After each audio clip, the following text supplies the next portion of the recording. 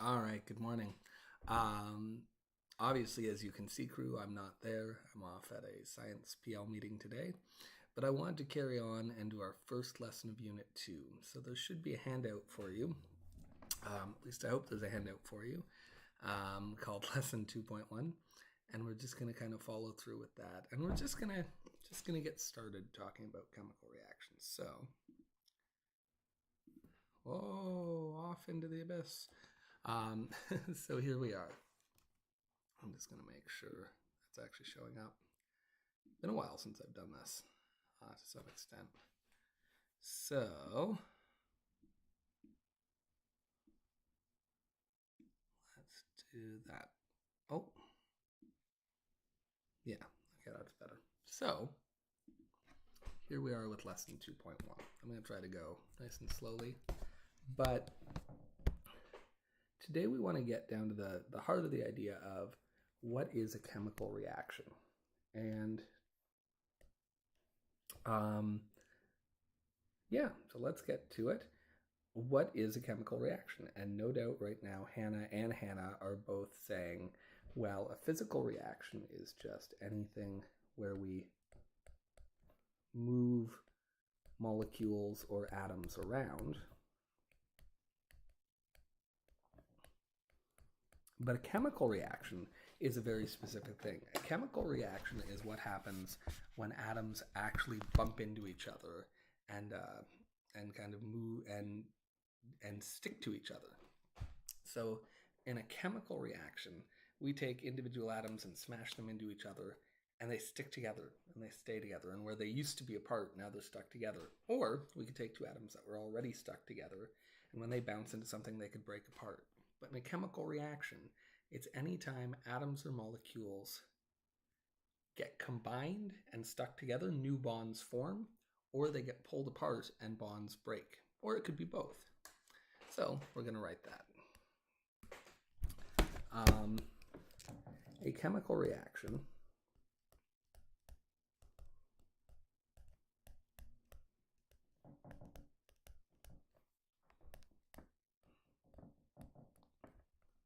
happens anytime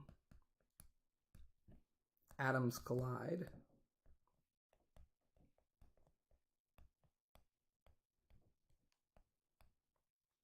and new bonds form or existing bonds break,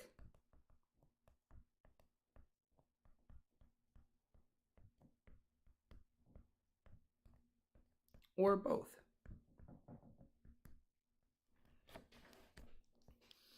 All right, and so we could look at an example, just some atom here floating around and some atom there, and this one collides with that one, and what we end up with is these two things now stuck together. That's a chemical reaction. Or we could have some situation where we had this atom here stuck to that atom there, and this other one here comes in and bumps into them, and the result is now that this orange one is all by itself and this blue one is stuck to the purple one. And any combination like that, the important idea is that we could have a bond forming,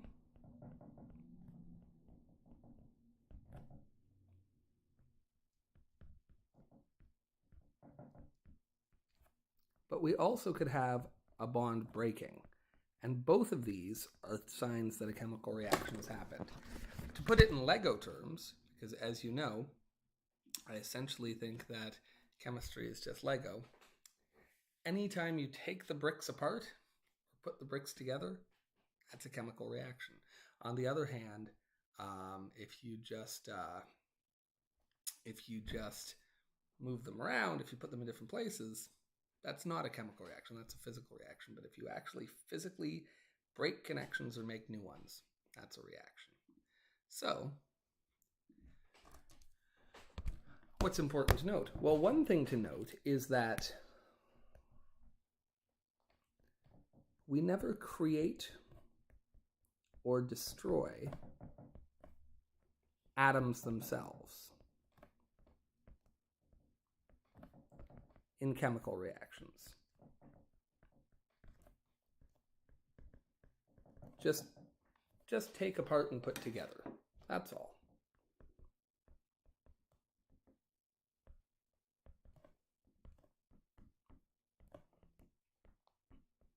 By the way, you guys can ask to pause this video at any time if I'm going a little bit too quickly.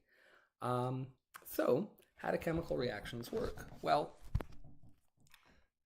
the main way we're going to start talking about how they work all the time is by looking at just talking through them, what we call a word equation.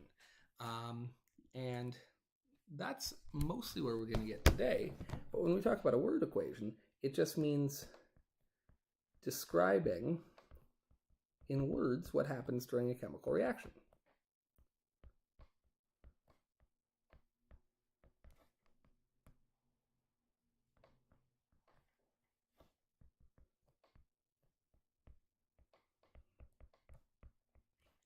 For example,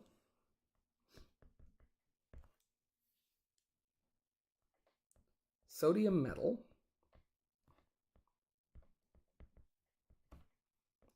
reacts with chlorine gas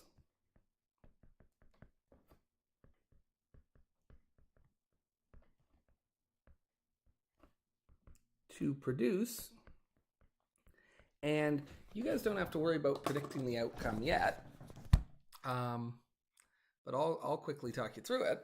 If we have sodium metal, well, sodium atom, it bumps into chlorine gas, boom, they hit each other. But we happen to know something about sodium by looking at the periodic table, which is that every sodium atom has this extra electron it's hanging on to. And we know that chlorine, each one of them has 7 electrons in its outer shell, and it's looking to get an 8th. So when sodium collides with chlorine, that electron transfer can happen, and they stick together. So again, you don't have to worry about predicting this yet. That'll be the second half of the lesson that we do tomorrow. But sodium metal reacts with chlorine gas to produce sodium chloride, which in short means they stick together.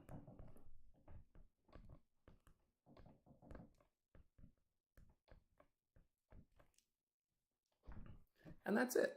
That's a description of what happens. And we could call that a word equation. And it may sound weird to describe that as an equation because it's, just a sentence, but that's how we think of a reaction. First, the first step of working with a chemical reaction is just to say, well, what happens? What, if I put these two things together, do they stick together? Does this thing break apart? Do they form something new? And this is often just done experimentally. It's done by observing it. You, in the lab, could take some sodium metal and you could mix it with some chlorine gas and you could see what happens. We won't do that because chlorine gas is really deadly, and it's definitely not something I'm allowed to have in my lab. But if you had access to these things, you could do that. But of course, this is a chemistry class, so now we want to look at this in terms of the actual atoms. So I will make a quick note that this can be determined by an experiment.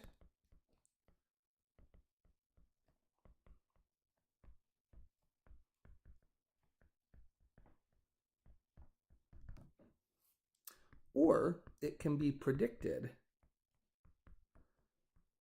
which is what we're going to be doing later on. We're going to look at predicting what happens, predicted rather. We're going to look at predicting what happens when different reactions happen.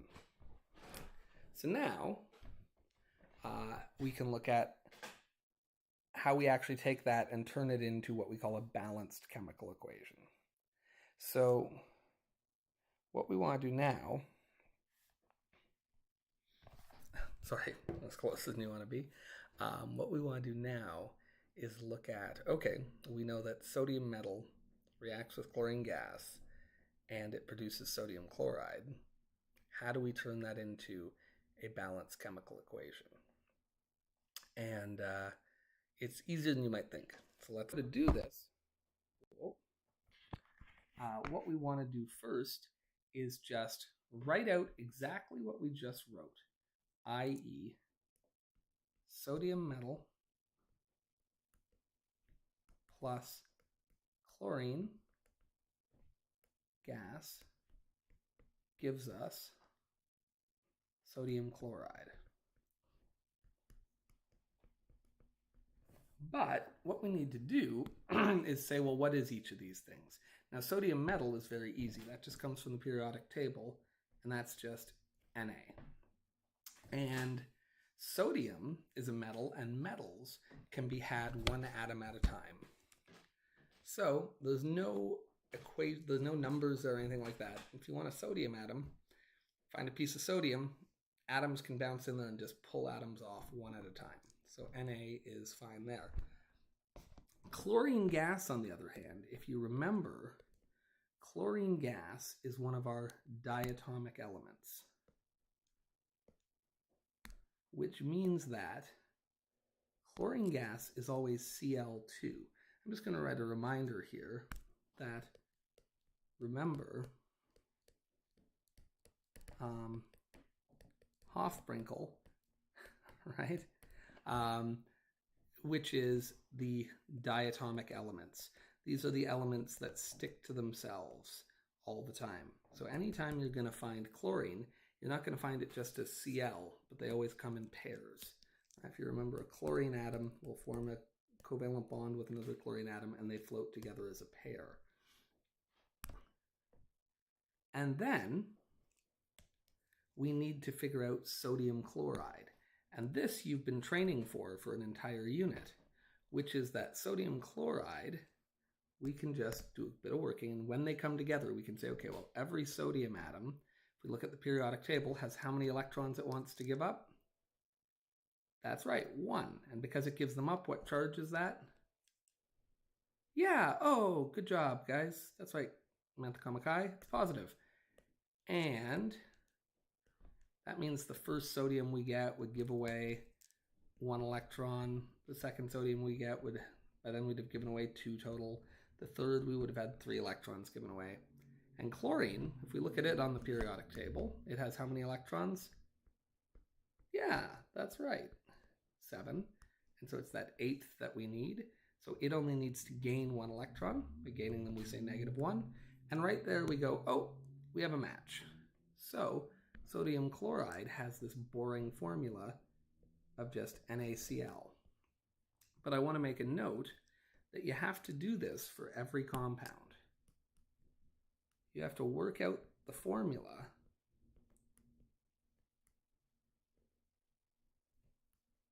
for every compound.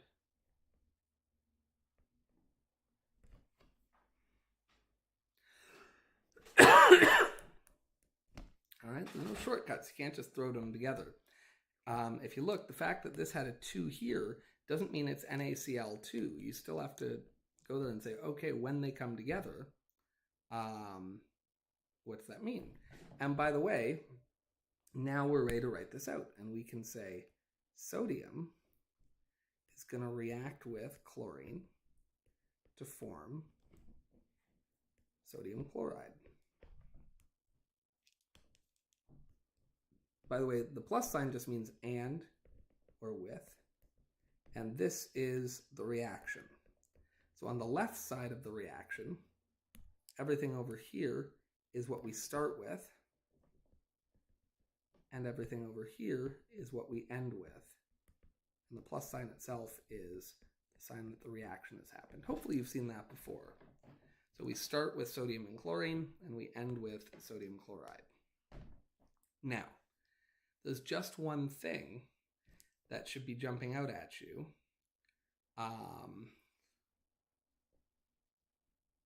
Which is that sodium and chlorine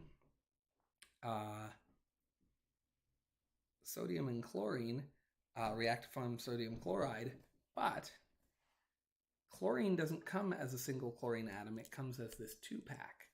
And so if you just look at this, if you just look and we said, okay, here's our sodium metal. Actually, I'm going to use orange for sodium. There's our sodium. And we said it reacts with chlorine gas. And that forms sodium chloride. There's a problem with this, which is that we said you can't create or destroy atoms, and yet, where's the second chlorine gone? And the answer is that one sodium atom isn't going to bump into a chlorine atom, but actually 2 are. And then you can get 2 sodium chlorides. Now the thing is, we don't want to draw this every time. So instead of drawing it like that, what we do is that we write our equation down. Na plus Cl2 yields NaCl. And now all the formulas are locked in. All right, this is very important. I'm going to put my face on the screen. When we do this, once we are to what we call balancing, which is figuring out how much of everything we need, you can't change any of the formulas. So that means the only thing we're going to do now is we're going to put numbers in front. We're going to count how many sodiums, how many chlorines, how many sodium chlorides, but, and this is so important, Na is just going to stay Na. It can't become Na2, Na3, Na4, Na11, or Na7. Now that makes sense. It's just sodium atoms.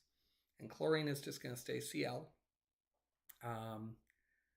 All that we're going to do is we're going to change how many of each we get. So if we look here, what we can do is we can just, oh, still my face. What we can do is just do a little counting. So we can look at our reaction. We can say, okay, let's talk about sodium. On the left side of this equation, how many sodiums do I have? Well, just one of them. And on the right side, I have just one of them. And so that's balanced. We have the right amount. But chlorines,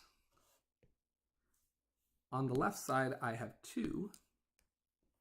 And on the right side, I only have 1.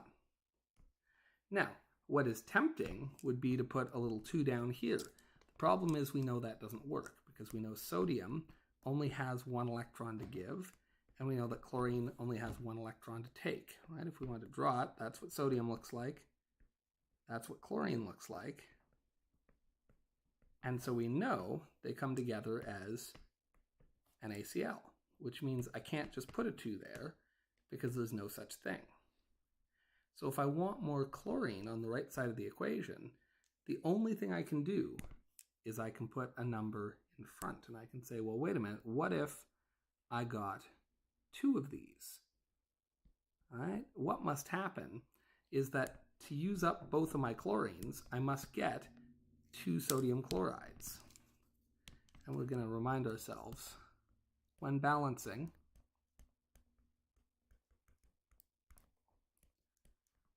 we only put numbers in front.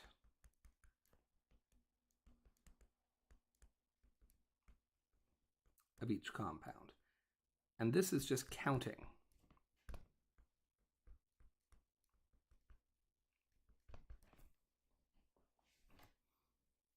All right, and now, as soon as I do that, I now have on the right side 2 chlorines, right?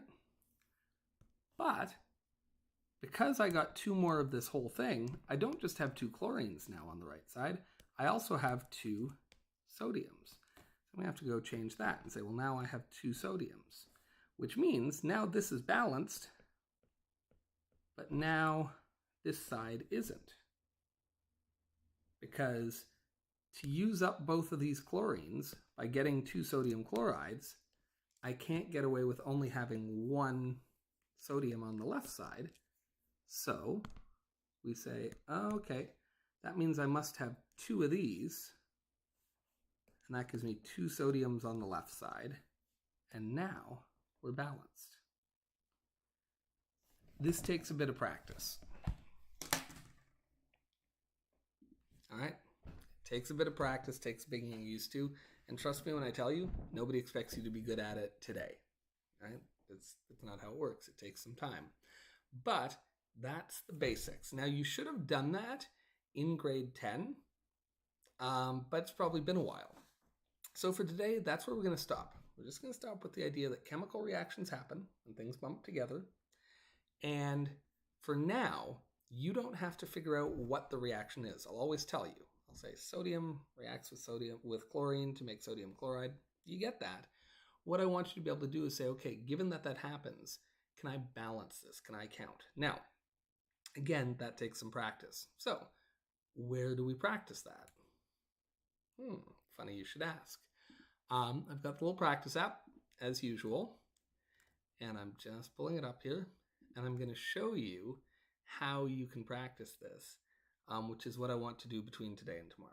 So, if you take a look at my screen, if we go in the practice app, there's reactions, and by default, it wants you to put the solutions in, but if you go up here and change it to balancing, it will give you the reaction, and all you have to do is change the count. So let's look at this example, which is just like the one we did with sodium chloride, and hopefully you guys can see that all right.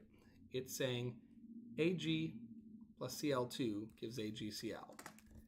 And just to show you, I'll go here, I'll write nice and big. It's saying Ag plus Cl2 gives AgCl. In other words, if a silver atom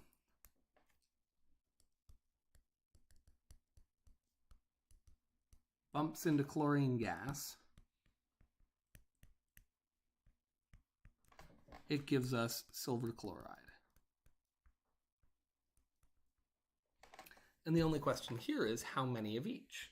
And so we just need to set the number for each one. How many silvers do we need? How many chlorines? How many AgCls? Now, this is just like the one we just did, but I'll just show you again what I usually do.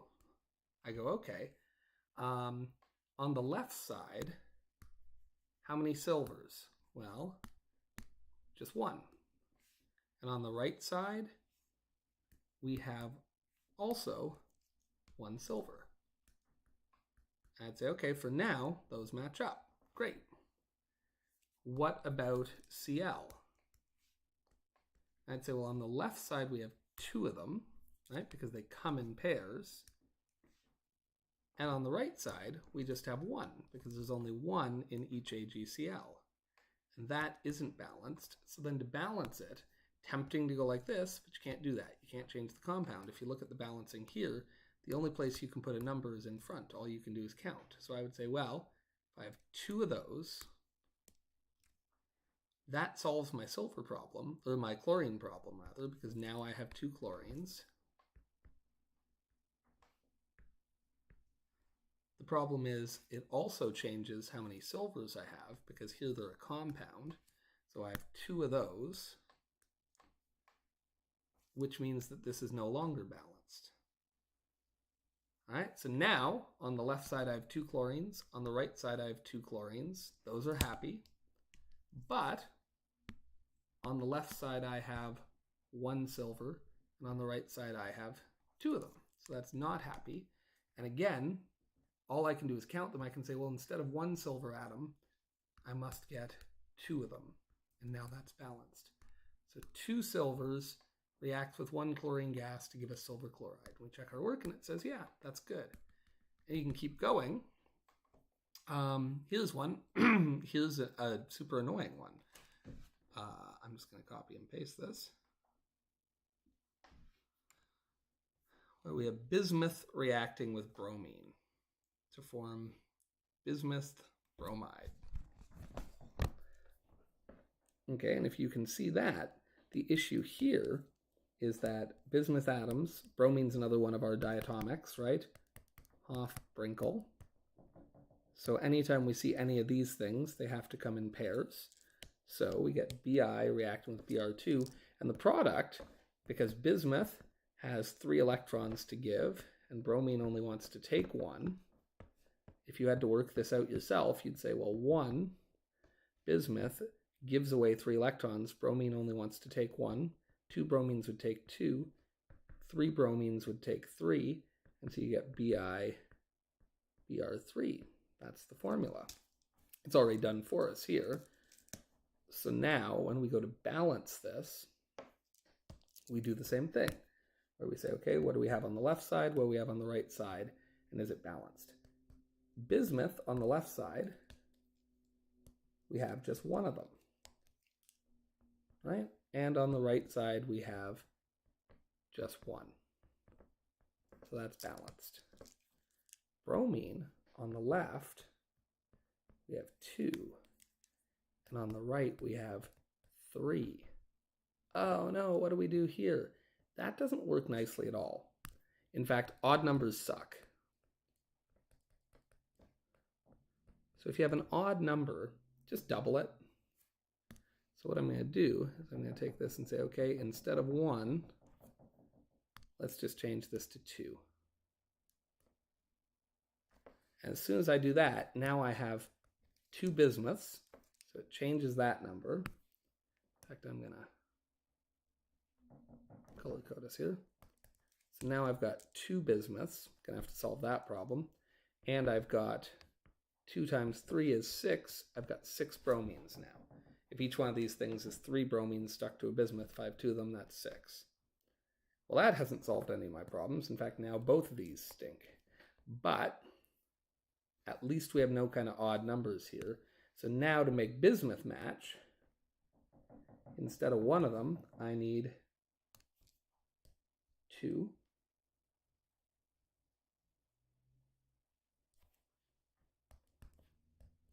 And those match.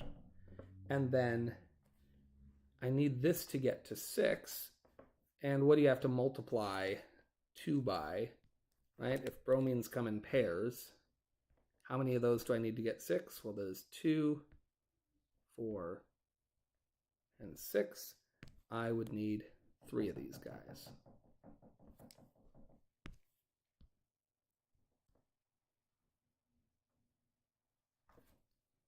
And 3 times 2 is 6 bromines. So that should balance out. Now, hopefully I did that right. So 2 bismuth reacts with 3 bromine gases. Oh boy.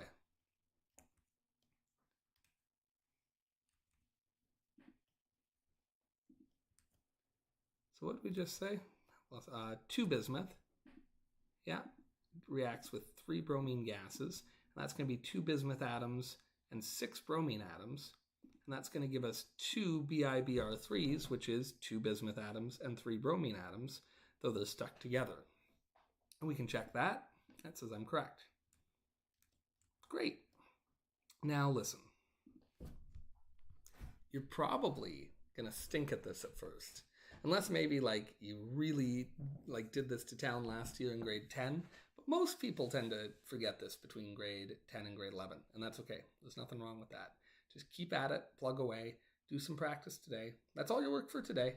And then tomorrow we'll take a look at it. All right. See you guys. Bye.